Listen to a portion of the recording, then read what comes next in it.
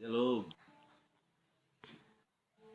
selamat berjumpa kembali pada malam hari ini. Saya hadir menjelang tengah malam, tetapi ada hal-hal yang ingin saya sampaikan kepada saudara yang membuat saya dan saudara semakin menjadi kuat di dalam Tuhan. Bapak Ibu Saudara yang diberkati oleh Tuhan, teman-teman, anak-anak iman saya yang mengikuti siaran langsung ini, saya akan membawa kita dalam satu pembacaan firman Allah.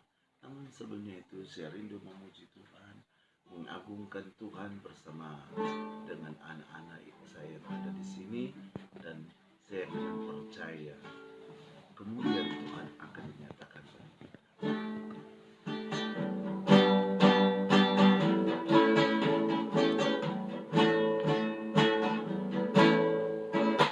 Satu hal yang ku rindukan, ya Tuhan,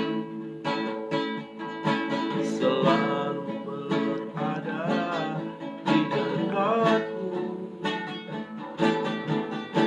dengan segenap hati, dengan segenap jiwa. Ku menanti di hadiratmu. Satu hal yang ku rindukan, ya Tuhan, selalu berada di dekatmu dengan segenap hati, dengan segenap jiwa. Ku menanti di hadiratmu. Lebih dalam lagi ku rindukan Tuhan, lebih dari segala yang ada. Lebih dalam lagi ku cinta Kau Yesus, ku mengasihimu.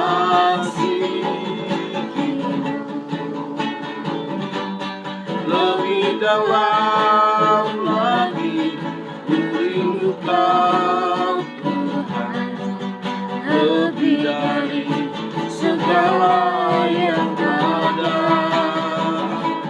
Lebih dalam lagi ku cinta Kau Yesus, ku mengasihimu.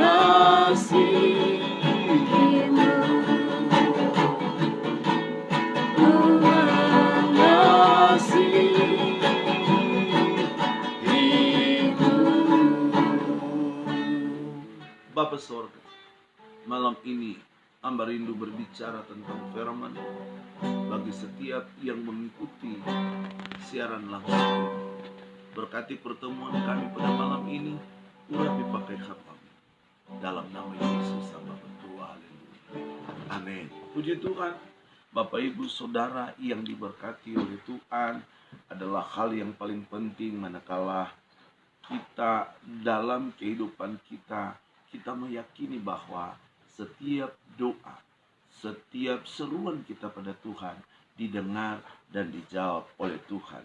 Saya ingin membawa saudara dalam pembacaan Alkitab yang saya ambil dalam 1 Raja-Raja pasalnya yang ke-8 ayat 30 sampai 37. 1 Raja-Raja pasal 8 ayatnya yang ke-30 sampai ayatnya ke-37. Demikian bunyi firman Allah. Kata Elia kepada seluruh rakyat itu, datanglah dekatku. Maka mendekatlah seluruh rakyat itu kepadanya. Lalu ia memperbaiki mezbah Tuhan yang telah diruntuhkan. Kemudian Elia mengambil 12 batu menurut jumlah suku keturunan Yakub. Kepada Yakub ini telah datang firman Tuhan, engkau akan bernama Israel. Ia mendirikan batu-batu itu menjadi mezbah demi nama Tuhan, dan membuat suatu parit sekeliling mezbah itu, dan dapat memuat 2 sukat benih. Ia menyusun kayu api, memotong lembu itu dan menaruh potongan-potongannya di atas kayu api itu. Sesudah itu ia berkata, penuhilah 4 buyung dengan air dan tuangkanlah ke atas korban bakaran dan ke atas kayu api itu. Kemudian katanya, buatlah begitu untuk kedua kalinya. Mereka berbuat begitu untuk kedua kalinya. Kemudian katanya, buatlah begitu untuk ketiga kalinya. Dan mereka berbuat begitu untuk ketiga kalinya. Sehingga air mengalir sekeliling mezbah itu. Bahkan parit itu pun penuh dengan air. Kemudian pada waktu mempersembahkan korban petang, tampillah Elia, Nabi Elia, dan berkata, ya Tuhan, Allah Abraham, Ishak dan Israel, pada hari ini biarlah diketahui orang bahwa engkaulah Allah di tengah-tengah Israel, dan bahwa aku ini hambamu, dan bahwa atas firman-Mu lah aku melakukan segala perkara ini. Jawablah aku ya Tuhan, jawablah aku, supaya bangsa ini mengetahui bahwa engkaulah Allah ya Tuhan, dan engkaulah yang membuat hati mereka tobat kembali. Lalu turunlah api Tuhan menyambar habis korban bakaran kayu api, batu dan tanah itu, bahkan air yang dalam parit itu habis dijilatnya. Bapak Ibu yang diberkati oleh Tuhan, saya percaya bahwa kehidupan orang yang hidup berjalan sesuai dengan kehendak Allah adalah kehidupan yang selalu dipantau atau diperhatikan langsung oleh Tuhan. Dan Tuhan tidak akan pernah membuat orang itu kecewa, kendati pun dia menghadapi hal-hal yang mengecewakan.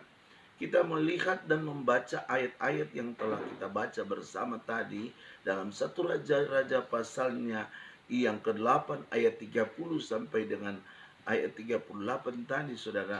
Di sana berbicara tentang tindakan Elia waktu dia berada di gunung Allah, gunung Horeb, saudara-saudara.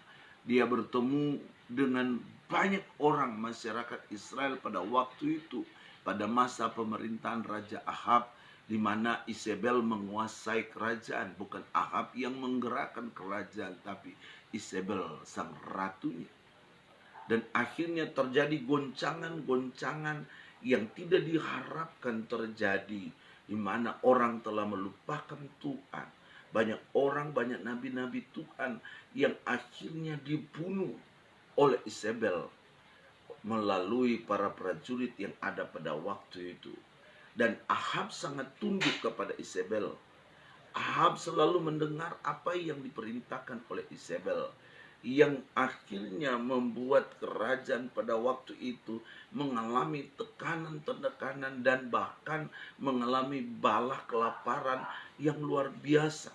Ada masa panas yang panjang, tidak pernah turun hujan, dan akhirnya terjadilah hal-hal yang tidak diinginkan.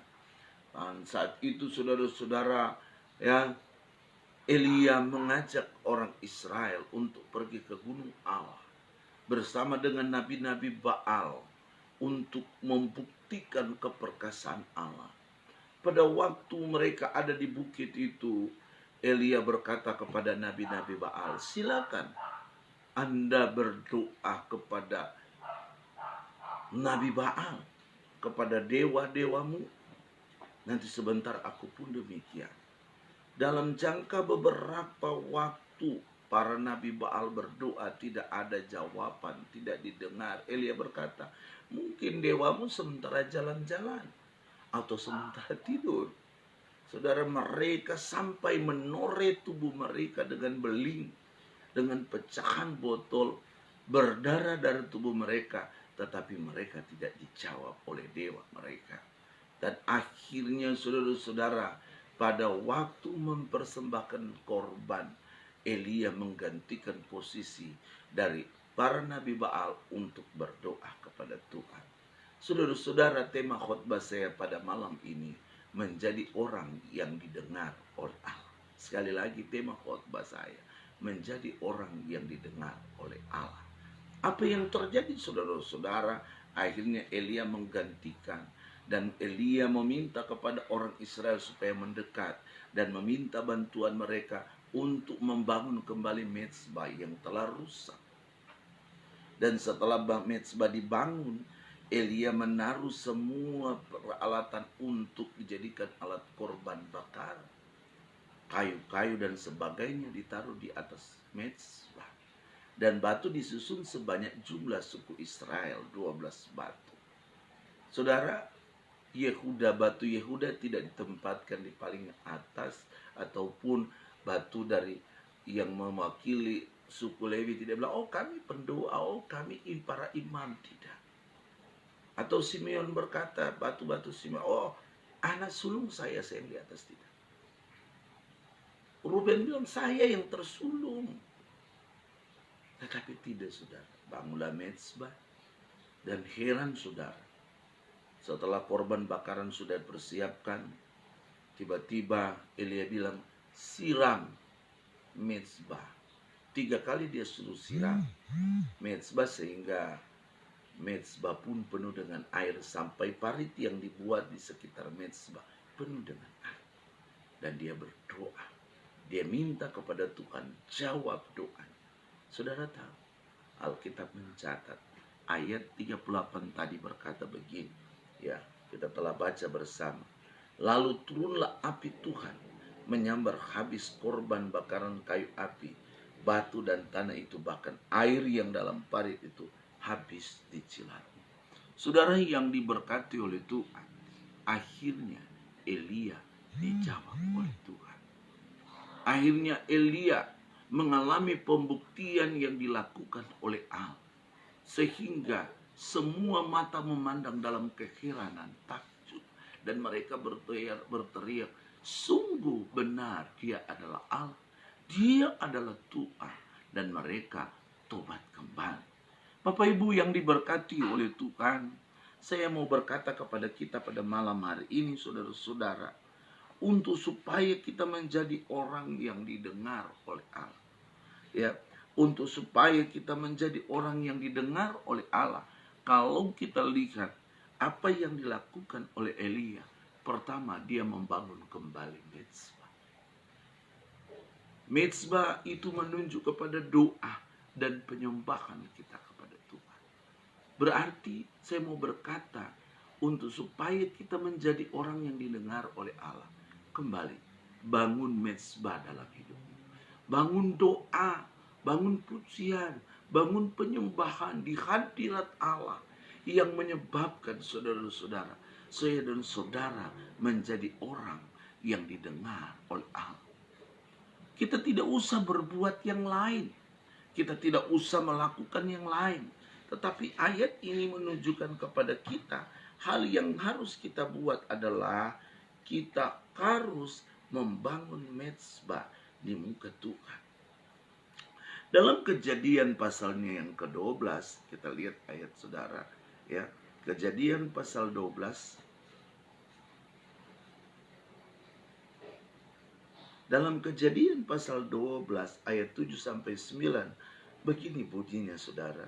Ketika Tuhan menampakkan diri kepada Abram dan berfirman, aku akan memberikan negeri ini kepada keturunanmu, maka didirikannya di situ mezbah bagi Tuhan yang telah menampakkan diri kepadanya.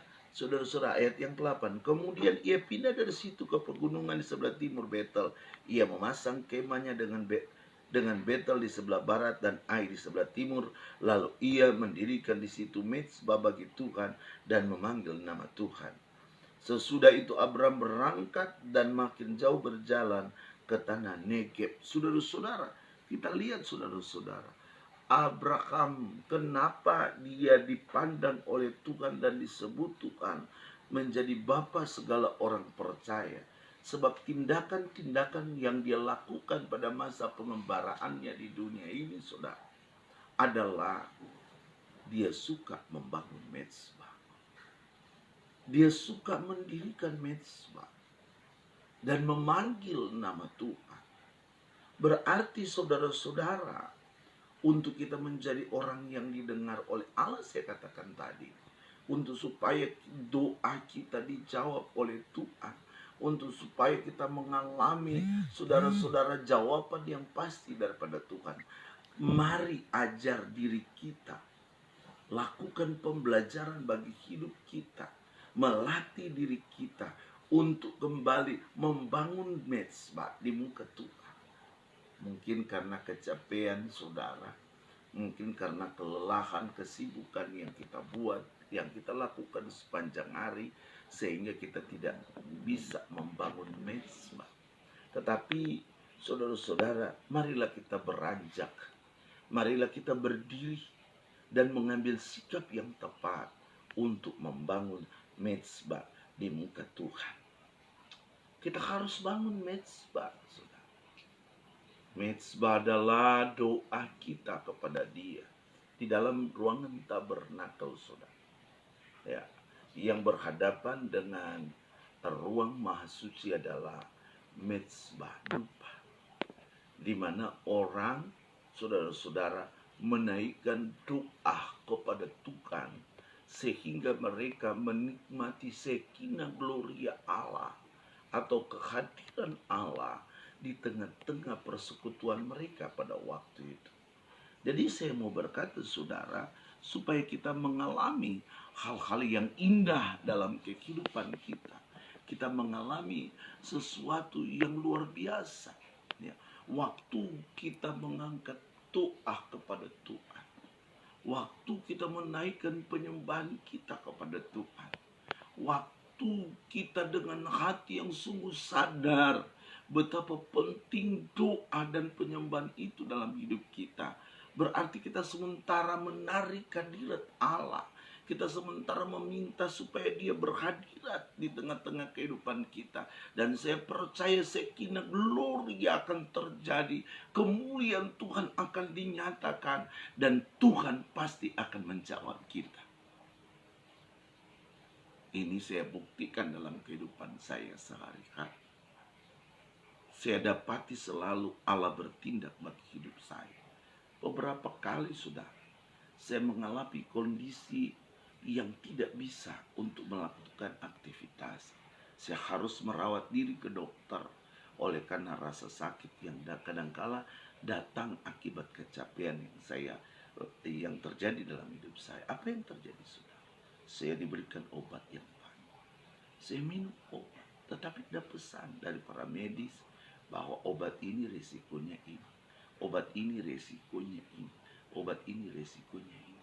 Saya berpikir, saya mau minum obat supaya sembuh.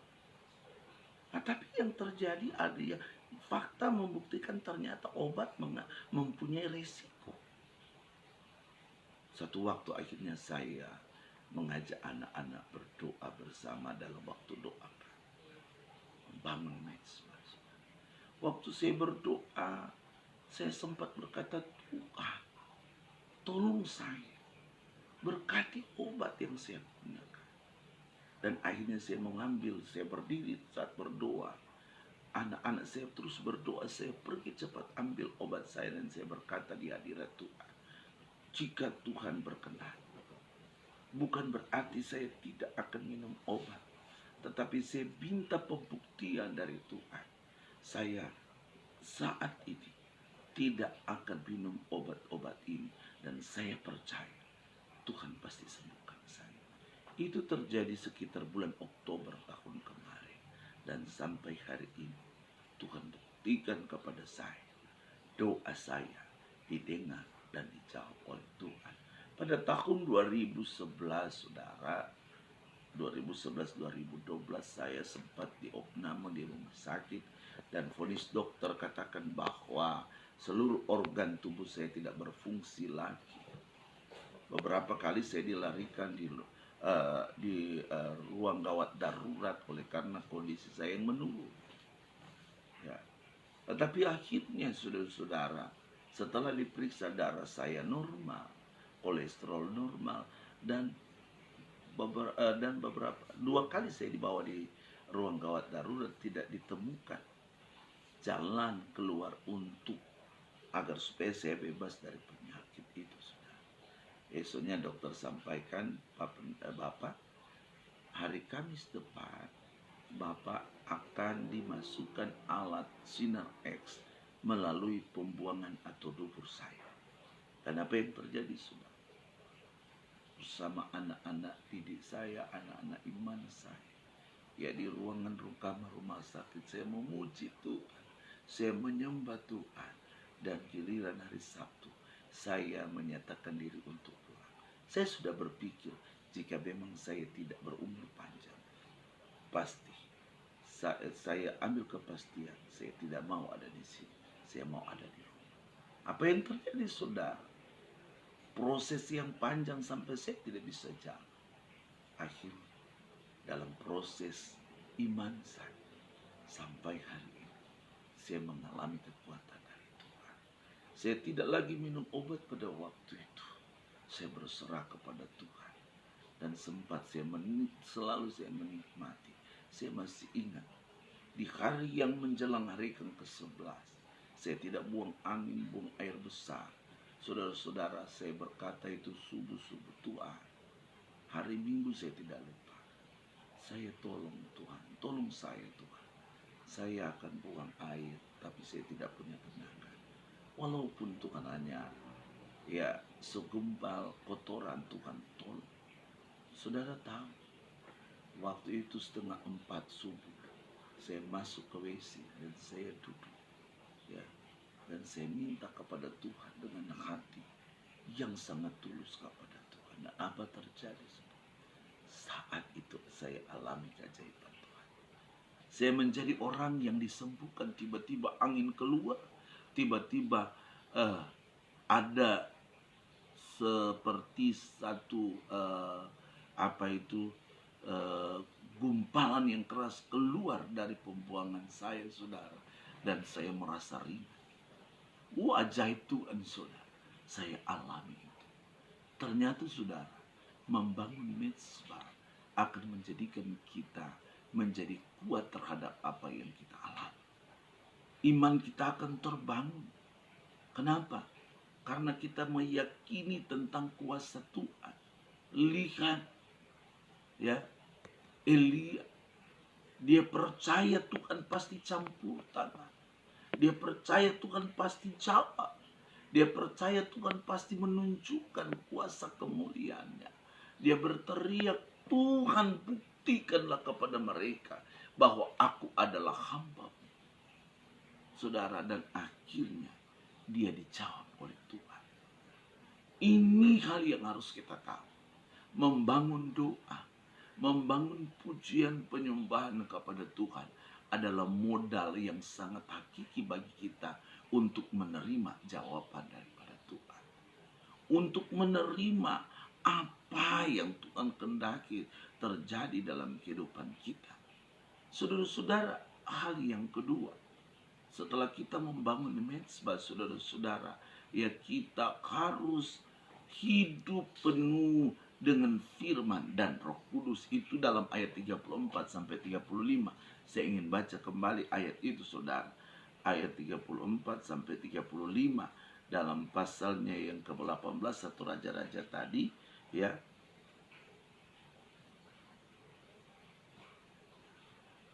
Begini, kemudian biarlah kamu memanggil nama Allahmu dan aku pun akan memanggil nama Tuhan.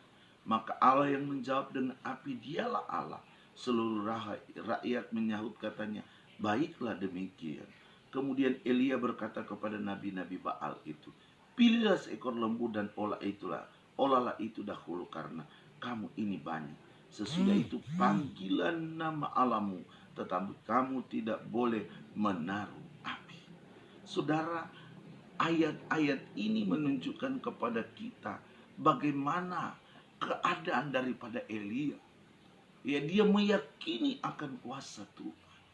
Makanya dia berkata kepada mereka, pilih, silakan ambil domba, olah, tetapi ingat, jangan pakai api. Elia berkata, biarkanlah api itu turun dari atas kalau memang Baal itu punya kuasa. Tetapi saudara tahu, Elia tahu mereka tidak ada kuasa yang seperti apa yang Tuhan taruh kepada dia. Dan akhirnya mereka tidak dijawab. Ini keyakinan Elia terjadi kenapa? Karena dia dipenuhi firman dan kuasa Roh Kudus. Dan firman yang menguasai hidupnya, Roh Kudus yang menguasai hidupnya, bukanlah sesuatu yang direkayasa oleh manusia dalam konsep teologi yang berkata ini dan itu, tetapi itu adalah imannya, adalah sudah pengalaman imannya pada waktu dia memberikan hidupnya kepada Tuhan. Di dalam kitab Efesus pasalnya yang ke-1 ayat 13 dan 14, saudara-saudara, orang yang dipenuhi oleh firman Allah adalah orang yang mengalami pemeteraian dari kuasa Roh Kudus. Jadi kalau kita mau, saudara-saudara, alami pemeteraian dari kuasa Roh Kudus agar supaya kita dapat berdiri di hadiratnya, kita harus benar-benar hidup dalam kebenaran firman Allah. Kita harus benar-benar membangun mezbah dan hidup dalam kebenaran firman Allah. Saudara, saya suka berkata bahwa Allah akan membawa kita dalam seluruh kebenarannya seperti yang dia catat oleh kitab Yohanes. Dia akan membawa seluruh, dia akan membawa kita kepada seluruh kebenarannya. Seluruh eksistensi Allah dinyatakan kepada kita manakala kita tahu membangun mezbah dan dipenuhi oleh firman dan kuasa Roh Kudus. Pemazmur berkata, dia suka merenungkan firman Allah siang dan malam. Ya, orang yang suka merenungkan firman Allah siang dan malam adalah orang yang mengalami hidup bersama dengan Tuhan dan selalu dipenuhi oleh firman. Hidup dalam firman. Dalam kitab Yohanes, Alkitab berkata, Yesus berkata, tinggallah di dalam aku dan aku di dalam kamu, maka kamu akan menghasilkan buah yang tetap. Kita akan menjadi orang yang didengar oleh Allah manakala kita tinggal dalam firman Allah. Manakala kita benar-benar hidup dalam ketentuan, ketetapan, dan peraturan serta perintah-perintah Allah. Sebab itu, Bapak Ibu yang saya kasih dalam Yesus Kristus, bangunlah hubungan yang intim dengan Tuhan dan nikmati lawatan Allah. Dan jawaban Allah akan terjadi dalam hidupmu. Biarlah engkau bergerak sesuai dengan firman Allah sambil menyerah dalam kuasa Roh Kudusnya, maka dia akan membawa saudara dalam pengalaman yang indah bersama dengan dia. Kita akan menikmati kemuliaan demi kemuliaan, mujizat demi mujizat di dalam kehidupan kita. Satu kali saya berkata kepada saudara, kita harus hidup dalam kebenaran firman Allah dan tahu membangun mezbah, membangun doa di muka Tuhan. Hari-hari ini, saudara, kita menjalani kehidupan kita. Jika kita tidak memiliki doa dan penyembahan dan hidup dalam kepenuhan firman Allah dan Roh Kudus, kita tidak akan dapat melalui dengan tenang kehidupan ini. Dalam kitab Mazmur pasalnya yang ke-23 ayat 1 sampai dengan 6, di situ dicatat, Tuhan adalah gembala, takkan kekurangan aku. Ia membaringkan aku di rumput yang hijau dan menuntun aku di air yang tenang. Bahkan dia berkata bahwa dengan gada dan tongkatnya dia menghibur aku. Ini pengalaman pemazmur.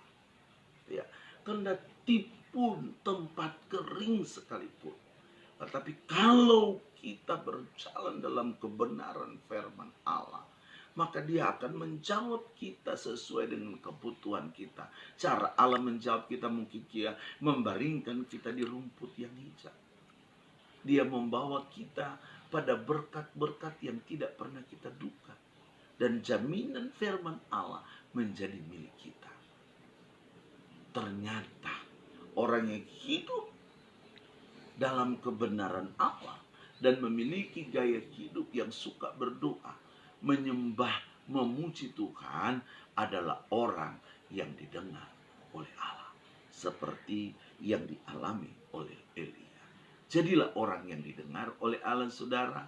Dan biarlah lewat kehidupan saudara, Allah mengubah di sekitar saudara. Dan Allah menunjukkan dampak yang luar biasa kepada saudara, dan selalu menjadi orang yang didengar oleh Allah pada waktu engkau mengangkat hati dan tanganmu dalam menjalani kehidupan ini. Engkau tidak akan ragu karena engkau pasti didengar Tuhan. Untuk itu, hiduplah dalam kepenuhan firman Allah dan Roh Kudus, dan bangunlah mezbah di muka Tuhan. Haleluya, puji Tuhan saudara-saudara. Demikianlah firman Allah yang saya bisa sampaikan malam ini. Saya rindu berdoa untuk saudara. Bapa di sorga, malam ini hamba-Mu telah menyampaikan firman-Mu kepada umat Tuhan. Engkau berkati bahwa mereka dalam rancangan-Mu, dan biar berkat-berkat Allah menjadi milik mereka. Nama-Mu diagungkan Tuhan.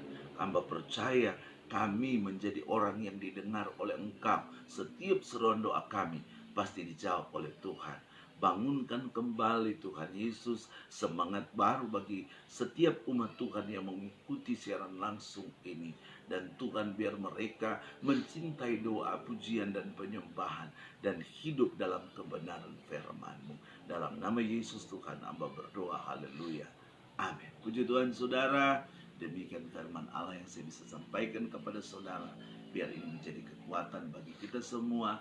Akhirnya selamat malam, Shalom Elohim, Tuhan Yesus memberkati.